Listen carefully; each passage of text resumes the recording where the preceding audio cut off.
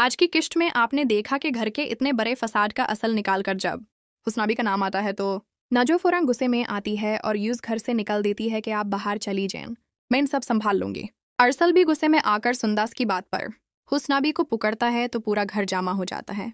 इसहाक साहब भी मसले की जड़ तक पहुंचना चाहते हैं लेकिन हुस्नाबी मंजर से गायब होती है।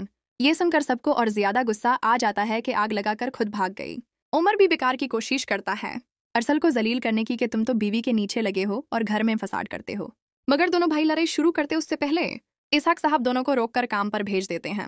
नाजो जहाँ बुझकर बाहर नहीं आती, अंदर ही बैठी सब तमाशा सुनती और देखती रहती है।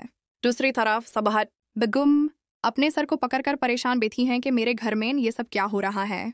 सुंदास की चल उनकी सोच से भी ज्यादा तेज निकालती है। इसी वक्त नजो और ज्यादा आग लगाने के लिए आती है और कहती है कि मैं सब सुनती रही लेकिन बाहर इसलिए नहीं आई कि अरसल भाई के तेवर बहुत खतरनाक थे। ये सुनकर सबाहत बेगम का गुस्सा और बढ़ जाता है और नजो फौरन मौका देकर आग बढ़ाती है। अम्मी सुंदस भाभी को किसी तरह तलक दिलवा कर घर से निकल दें। वहां दूसरी तरफ सुंदस अपने बड़े बाबा इसहाक साहब को समझाने की कोशिश करती है कि घर में जो लड़ाई हो रही है उसकी वजह पे भी गौर करें। वो सीधा नजो का नाम नहीं लेती लेकिन इसहाक साहब के जहन में शक जरूर डलती है और जैसे ही नजो अपनी माँ के कमरे से निकालती है और सुंदस को अपने अब्बा के साथ देखती है तो उसका गुस्सा हद से बढ़ जाता है। वो फौरन बोल उठती है कि छोटे भाई को हमसे दूर करके सुकून नहीं मिला, अब अब्बा को भी हमारे खिलाफ भड़का रही हो।